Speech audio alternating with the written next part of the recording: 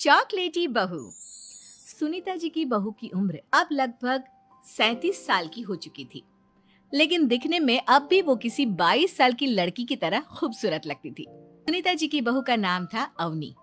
अवनी की खूबसूरती देखकर मोहल्ले की सारी औरतों को उससे जलन होती थी। 37 साल की उम्र में भी अवनी काफी चॉकलेटी लगती थी और इसकी वजह से उसका पति अनिरुद्ध काफी खुश रहता था।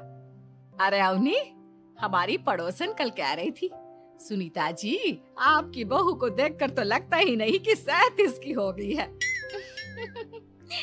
हो सकता है मम्मी जी उनकी बहू 27 साल की उम्र में भी 37 की लगने लगी है, इसीलिए बेचारी को आपसे जलन हो रही होगी। वैसे बहू, मैं किसी से कहूंगी नहीं, लेकिन एक बात तो बता, तुम्हारी इस जवानी का राज क्या है? क्या बताऊं मम्मी जी, आप तो जानती ही हैं, मेरे पापा की चॉकलेट की दुकान थी। मुझे बचपन से ही ना चॉकलेट खाने का बड़ा शौक था। और एक बात बताऊं, मैंने अपने बेडरूम में एक बड़े से बॉक्स में बहुत सारी चॉकलेट रखी हैं और रोज कम से कम 4 चॉकलेट खाती हूँ। बस इसी की वजह से मैं इतनी चॉकलेटी और खूबसूरत दिखती हूँ। अरे लेकिन मैंने तो सुना था कि ज्यादा मीठा खाने से आदमी बूढ़ा दिखने लगता है। ये सब कहने की बातें हैं। चॉकलेट खाने से तो इंसान मीठा मीठा बोलता है और खूबसूरत दिखता है। लेकिन आप किसी से कहना मत सासू माँ। अगले दिन जब सुनीता जी अपने पड़ोस की औरत से मिलती है तो उनकी पड़ोसन फिर से वही सवाल करती है। अरे सुनीता जी बताइए तो सही, आखिर आपकी बहू इतनी चॉकलेटी कैसे दिखती है? कल देखा था मैंने, ब्राउन कलर की साड़ी पहनकर बिल्कुल चलती फिरती चॉकलेट नजर आ रही थी। वैसे मैंने अपनी बहू से पूछा था। अब देखो, उसने ना मुझे किसी को बताने से मना किया है, लेकिन तुम मेरी सहेली हो इसलिए बता देती हूँ। अरे हाँ हाँ बताओ ना सुनीता बहन, मैं भी उसका नुस्खा अपना लूंगी और जवान दिखने लगूंगी। और मेरी बहू, वो तो 27 साल की उम्र में ही बूढ़ी होने लगी है, फिर देखना अपनी बहू से भी ज्यादा खूबसूरत दिखूंगी। मेरी बहू ने बताया था कि वो भर भर के चॉकलेट खाती है, लेकिन देखो तुम किसी को बताना मत। हाँ। जवान और खूबसूरत दिखने के चक्कर में सुनीता और उसकी पड़ोसन दोनों मिलकर खूब चॉकलेट खाने लगते हैं, लेकिन ये बात वो दोनों किसी को नहीं बताती। कुछ दिनों से पैर में बहुत दर्द हो रहा है। हाँ, मेरे भी पैर बहुत दुखते हैं। जब से चॉकलेट खाना शुरू किया है तब से ही ऐसा हुआ है। जवानी तो दूर, मेरे तो चेहरे की स्किन लटक कर नीचे आ गई है। कुछ दिनों के बाद, अनिरुद्ध बेटा, मैं डॉक्टर से ब्लड शुगर चेक करवाने गई थी, मुझे तो डायबिटीज हो गई है। मम्मी, लेकिन कुछ दिन पहले तो आप बिल्कुल ठीक थी, अचानक आपको डायबिटीज कैसे हो गई? अब तो मीठा भी कम खाती हैं। हाँ हाँ, मैं कहाँ मीठा खाती हूँ, लेकिन पता नहीं डायबिटीज कैसे हो गई। सुनीता अपने बेटे अनिरुद्ध से चॉकलेट खाने वाली बात को छुपा लेती है और अपनी पड़ोसन सहेली के पास जाती है। अरे क्या बताऊं बहन, चॉकलेट खाने के चक्कर में जवानी तो आ नहीं रही, डायबिटीज की बीमारी लग गई। हाय रे, मेरे साथ भी यही हुआ। मैं अभी डॉक्टर से शुगर चेक करवा के आई तो पता चला कि डायबिटीज आ गई है। अरे भगवान भला करे तुम्हारी बहू का, जिसने हमें चॉकलेट खाने की सलाह दी। अरे लेकिन मेरी बहू ने कब कहा कि हमें चॉकलेट खानी चाहिए? उसने तो ये बताया था कि वो चॉकलेट खाती है। लेकिन अब हम क्या करें, हम दोनों तो जवान दिखने के चक्कर में बीमारी की चपेट में आ गए। तुम कहो तो मैं अपनी बहू से ही इसका इलाज पूछ लेती हूँ। अरे वो तो इतना चॉकलेट खाती है, उसे भी तो डायबिटीज हुई होगी ना, तो वो भी तो अपना ध्यान रखती होगी। अरे रहने दो, तुम्हारे चक्कर में लेने के देने पड़ जाएंगे। जानती हो, हमारे मोहल्ले की सारी औरतों को डायबिटीज हो गई है। अरे लेकिन उन्हें कैसे डायबिटीज हो गई? यह कोई छूत की बीमारी थोड़ी ना है। बुरा मत मानना, वो तुम्हारी बहू का जवान दिखने वाला नुस्खा मैंने उन सबको भी बता दिया था। हाय रे, ये क्या कर दिया तुमने? मोहल्ले की सारी औरतों को मीठे की बीमारी लगा दी। अरे लेकिन अब क्या होगा ये बताओ। होना क्या है, जवानी तो दूर, अब बुढ़ापा जल्दी आ जाएगा। और फिर अगले दिन, मम्मी जी, मैंने सुना आपकी शुगर बहुत हाई आई है।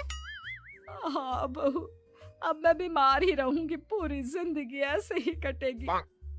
अरे मम्मी जी, लेकिन आपने इतने में उनके कमरे में सिमरन की सास कमला आ जाती है। अरे बच्चों, ये क्या कर रहे हो? कम से कम दरवाजा तो बंद कर लेते। माँ ऐसा कुछ नहीं है, वो तो बस हम टकरा गए थे। कोई नहीं बच्चों, अभी तो तुम्हारे दिन है खेलने कूदने के। चलो अच्छा, अब तुम दोनों फ्रेश होकर नीचे आ जाओ, खाना लग गया है टेबल पर। माँ जी मुझे माफ कर दीजिए, मेरी आंखें नहीं खुली। कोई बात नहीं बेटी, मैं समझती हूँ, शादी की थकान होगी अभी शरीर में। अपनी सास की बात सुनकर सिमरन सोचती है, माँ जी ने तो मुझे बिल्कुल भी नहीं डांटा, लेकिन जब मैं अपने घर पर एक बार लेट उठी तो माँ ने क्या हाल कर दिया था मेरा। हे भगवान, सुबह के 9 बज गए और ये अभी तक सोई पड़ी है। इतने बजे तक सोती रहेगी? अरे घर के काम धाम नहीं करने क्या? तेरे पापा का टिफिन और घर की साफ सफाई कौन करेगा? चल अब उठ। माँ मेरी तबीयत ठीक नहीं है और बुखार सा भी लग रहा है। तू ऐसे नहीं मानेगी। रमोला बस भी करो, आखिर तुम कितना कठोर बनोगी मेरी बेटी के साथ।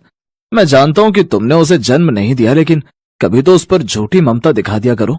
आप चुप रहिए जी, मैं जो कर रही हूँ इसकी भलाई के लिए कर रही हूँ। कल को ये ससुराल जाएगी, वहां बीमार होगी तो क्या वो इसका बहाना सुनेंगे? नहीं ना, अभी से इसे तैयार कर रही हूँ। ठीक है, लेकिन उस बेचारी के साथ जरा ठीक से पेश आया करो, आखिरकार वो हमारी इकलौती बेटी है। तभी नैतिक सिमरन से कहता है, सिमरन कहाँ खो गई? चलो तैयार हो जाओ। हाँ हाँ। कुछ देर बाद सिमरन तैयार होकर नीचे आ जाती है, जहां उसकी सास उसकी नजर उतारती है। थु थु थु थु, मेरी बहू को किसी की नजर ना लगे। मेरी प्यारी बहू, अब खाना खा ले। वो सब मिलकर खाना खाते हैं। फिर सिमरन प्लेट उठाने लगती है तो उसके हाथ से एक प्लेट नीचे गिर जाती है और टूट जाती है। अब माँ जी मुझे माफ कर दीजिए, वो मैं कोई बात नहीं बहू। अरे क्या हुआ बहू, तू इतना घबरा क्यों रही है? कुछ भी तो नहीं हुआ। बर्तन है, टूट गया तो क्या दूसरा आ जाएगा? नहीं नहीं माँ जी, वो मैं सचमुच, मुझे माफ कर दीजिए। मैं बहुत गड़बड़ करती हूँ, मुझे मत जलाइए, मत मारिए। करम जली, तूने ये नया कप तोड़ दिया, मेरा नुकसान कर दिया। अब देख मैं क्या करती हूँ। रमोला चूल्हे में से गरम लकड़ी निकालकर सिमरन के हाथ पर लगा देती है। सिमरन जोर जोर से चिल्लाती है, मत जलाइए मुझे, मत जलाइए। नैतिक जल्दी से सिमरन को गले से लगा लेता है। क्या हुआ? कौन जला रहा है तुम्हें? बहू क्या हुआ मुझे बता। माँ जी एक बार मुझसे ऐसे किसी का कप टूट गया था तो उसने मुझे जला दिया था। लेकिन हम तुझे ऐसी कोई सजा नहीं देंगे। तू मेरे पास आ और मेरे गले लग जा। मेरी बच्ची, यूं घबराते नहीं। ऐसे ही दिन गुजरते हैं। कमला अपनी बहू को बहुत प्यार करती थी। वो उसे किसी भी गलती के लिए डांटती नहीं थी, वो उसे प्यार से समझाती थी। कमला अपनी बहू के लिए कुछ न कुछ खाने के लिए बाजार से लाती रहती या नए नए कपड़े उसके लिए बनवा देती। अपनी सास का ऐसा प्यार देख सिमरन की आंखें खुशी से भीग जाती थी। ऐसे ही एक रोज कमला सिमरन की पसंद का गाजर का हलवा बनाती है और उसे अपने हाथों से खिलाती है तो सिमरन की आंखों से खुशी के आंसू बहने लगते हैं। ये देख कमला सिमरन से कहती है, बस बहू बहुत हुआ। मैं जब भी तुझे ज्यादा प्यार देने की कोशिश करती हूँ तो तेरी आंखों से आंसू बहने लगते हैं। आखिर क्या बात है बेटी, अपनी माँ समान सास को नहीं बताएगी? माँ जी आप तो बहुत अच्छी हो और मुझे बहुत प्यार करती हो, लेकिन तभी दरवाजे पर दूध वाला आता है। सिमरन को देखकर उसकी नजर उस पर फिसल जाती है और वो उसका हाथ पकड़ लेता है। छोड़ो छोड़ो मुझे, छोड़ो। एकदम मलाई की तरह मखमली हो तुम तो। तभी कमला भी वहां आ जाती है और उसे देखकर दूध वाला कहता है, माँ जी देखो ना, आपकी बहू मेरा हाथ पकड़ रही है। कमला जोरदार थप्पड़ उस दूध वाले को मारती है। नास पिटे, तू मेरी बहू पर इल्जाम लगाएगा, उसे छेड़ेगा, ये ले। कमला उसे मारकर वहां से भगा देती है। अपने ऊपर अपनी सास का भरोसा देखकर सिमरन रो पड़ती है और अपनी सास के गले लग जाती है। आप बहुत अच्छी हो माँ जी, आपने मुझ पर भरोसा किया, नहीं तो माँ तो। क्या माँ बहू, आप पूछ रही थी ना कि आपका ज्यादा प्यार पाकर मेरी आंखें नम क्यों हो जाती हैं? क्योंकि बचपन से लेकर आज तक मैं जिस प्यार के लिए तरसती रही, वो प्यार आपने मुझे दिया है। जब मैं 6 महीने की थी तभी मेरी माँ गुजर गई थी, तब बाबा दूसरी माँ लेकर आए ताकि वो मुझे माँ का प्यार दे सके, लेकिन उन्होंने कभी मुझे माँ का प्यार नहीं दिया और अब वो प्यार मुझे आपसे मिला। जैसे आज दूध वाले ने हरकत की, ऐसे एक बार मेरे यहाँ के दूध वाले ने मेरे साथ की थी। लेकिन माँ ने उसे गलत ठहराने की जगह मुझे ही गलत समझा। ठीक है, तू जाके घर की साफ सफाई कर ले। थोड़ी देर बाद सास छत पर जाती है। वो देखती है कि उसके सभी गंदे कपड़े धूप में सूख रहे हैं। वो मेघा से कहती है, बहू, ये क्या, तूने गंदे ही कपड़े धूप में सूखने के लिए डाल दिए? अरे कम से कम इसको धो तो देती। अरे मम्मी जी, वो मुझे ना आज साबुन नहीं मिला, तो मैंने ऐसे ही पानी में डालकर सीधा धूप में सुखा दिया। ओहो, जब साबुन ही नहीं था तो इतनी मेहनत भी क्यों करी? मम्मी जी, आपको मेरी मेहनत की चिंता कब से होने लगी? ऐसा कुछ नहीं है, चल जा साबुन लेकर आ और इन्हें धोकर सुखा। क्या मम्मी जी, आप भी अभी तो मेरी मेहनत की फिक्र कर रही थी और अब फिर से दोबारा मुझसे मेहनत करवाना चाहती है। अरे एक दिन की तो बात है, यही पहन लीजिए ना आप। बहू की बात पर हैरान आरती कुछ बोले बिना वहां से चली जाती है। थोड़ी देर बाद जब शाम होती है, आरती मेघा से कहती है, बहू, आज खाना देगी या नहीं? भूखा ही रख रखा है सुबह से तूने। अरे लाती हूँ ना मम्मी जी। आरती को मेघा खाना देती है और जैसे ही आरती खाने का पहला निवाला अपने मुंह में डालती है, वैसे ही उसका मुंह जलने लगता है और गुस्से से तमतमाकर वो मेघा से कहती है, मेघा, तुम पागल हो चुकी हो क्या? तुम सब भूल गई हो? अरे पहले कितना अच्छा बनाती थी सब, लेकिन अब तो सब कुछ सत्यानाश कर दिया है। क्यों मम्मी जी, अब मैंने क्या कर दिया? ये खाना देख रही है, इतना तेज नमक और लाल मिर्च तो तूने इतनी भरी हुई है कि मेरा मुंह जल रहा है इसे खाकर। अरे मम्मी जी, आपको ही तो थोड़ा तेज नमक और मसाले वाला खाना चाहिए था ना। कल मैंने ठीक बनाया था तो आपको अच्छा नहीं लगा, इसलिए आज मैंने थोड़ा सा नमक डाल दिया है और लाल मिर्च थोड़ी तेज कर दी। देखिए, मैं भी तो खाना खा रही हूँ आपके साथ बैठकर, मुझे तो कुछ गलत नहीं लग रहा। ये सब देखकर आरती अब बहू की प्लेट से एक निवाला खाती है तो उसका खाना बिल्कुल ठीक होता है। अब वो अपनी बहू की चतुराई समझ जाती है। तो ये सब तू मुझे परेशान करने के लिए कर रही थी, हैं? क्योंकि मैं तुझे हमेशा तंग किया करती थी, इसीलिए बदला ले रही है ना? अरे नहीं नहीं मम्मी जी, मैं तो बस आपके मुंह से सच्चाई निकलवाना चाहती थी कि आपकी बहू अच्छी है। बस आपको ही उसके काम में नुक्स निकाल कर तंग करने की आदत है। अरे मुझे माफ कर दे, मुझे भी तुझे इतना परेशान नहीं करना चाहिए था। आप क्यों माफी मांग रही हैं?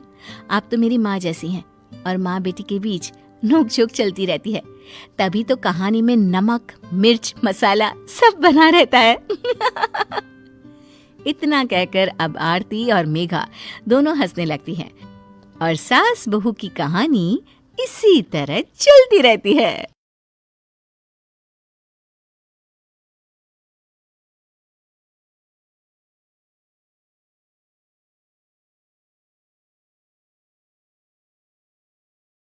उतना अच्छा, आने वाले वक्त का क्या भरोसा?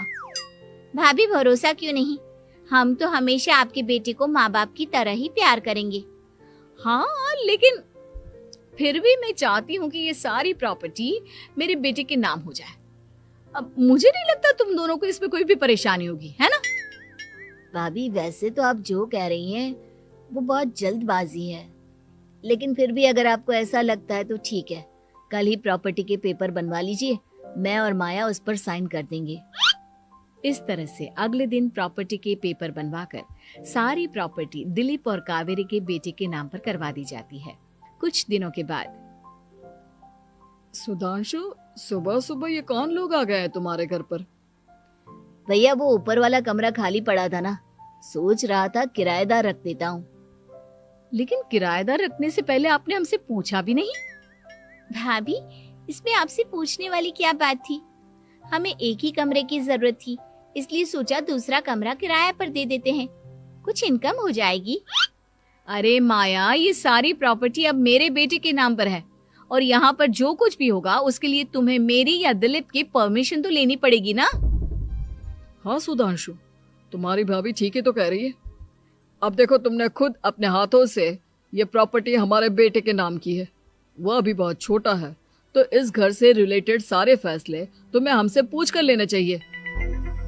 भाभी, हमें तो लगा था कि आप हम लोगों से बहुत प्यार करती हैं, लेकिन आप तो हमारे साथ भेदभाव करने लगी।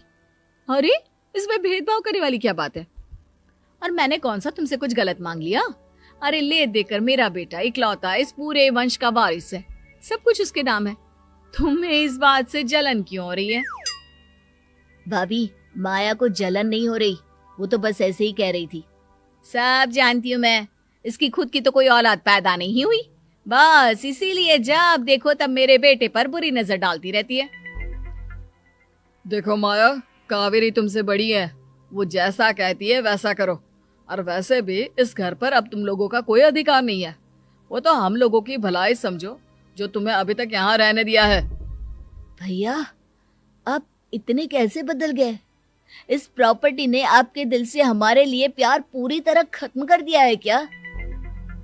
इसी तरह वक्त बीतता जाता है और देखते देखते दिलीप और कावेरी का बेटा प्रणव 25 साल का हो जाता है और उसकी नौकरी लग जाती है। पापा, आज मेरा अपॉइंटमेंट लेटर आ गया है, मैंने सिंगापुर में जॉब ज्वाइन कर ली है। लेकिन प्रणव, विदेश में नौकरी करने जाने से पहले तुम्हें कम से कम अपने मम्मी पापा से एक बार पूछना चाहिए था ना। इसमें पूछने वाली क्या बात है माँ? मैं सिंगापुर जाकर जॉब करना चाहता हूँ तो करना चाहता हूँ। देखो प्रणव, हमने तुम्हारे लिए इतनी सारी प्रॉपर्टी यहाँ पर रखी हुई है, उन सब का क्या होगा? यहाँ रहो, बिजनेस करो। सॉरी पापा, मैं यहाँ रहकर कोई बिजनेस नहीं करने वाला, और ये जितनी भी प्रॉपर्टी आपने मेरे लिए संभाल कर रखी है ना, ऐसे ही किसी को दान में दे दीजिए, क्योंकि मैं सिंगापुर से वापस इंडिया आकर कभी नहीं रहने वाला। दिमाग खराब हो गया है तेरा? जानता नहीं, तेरी वजह से हमने तेरे चाचा चाची से लड़ाई करके पूरा घर तेरे नाम करवा दिया था। हाँ, तो ऐसा करने से पहले आपको सोचना चाहिए था ना। और मम्मा, मैं तो वैसे भी उस वक्त 1 साल का था, मेरा इस मैटर से कोई लेना देना नहीं है। कैसी बात कर रहा है ये लड़का? अरे तेरी वजह से अपने छोटे भाई से दुश्मनी लेकर बैठा हूं मैंने तो उसे घर से भी निकाल दिया। जानता नहीं तू, बाजू वाले घर में एक छोटा सा कमरा किराए पर लेकर रहते हैं तेरे चाचा चाची, और ये सब मैंने तेरे लिए किया। देखिए पापा, आपने जो कुछ भी किया अपने लिए किया। मैंने आपसे कब कहा था कि मुझे ये प्रॉपर्टी और घर चाहिए? और वैसे भी अपने भाई के साथ इस तरह का बिहेव करके आपने कोई अच्छा काम तो किया नहीं। तू सही कह रहा है बेटा, हमने तेरे चक्कर में अपने छोटे भाई जैसे देवर और बहन जैसी देवरानी को इस घर से निकाल दिया। बहुत बड़ी गलती हो गई मुझसे। ठीक है मॉम, तो अब आप अपनी गलती सुधारो, लेकिन मुझे तो फौरन जाना है, मैं वहीं जाऊंगा।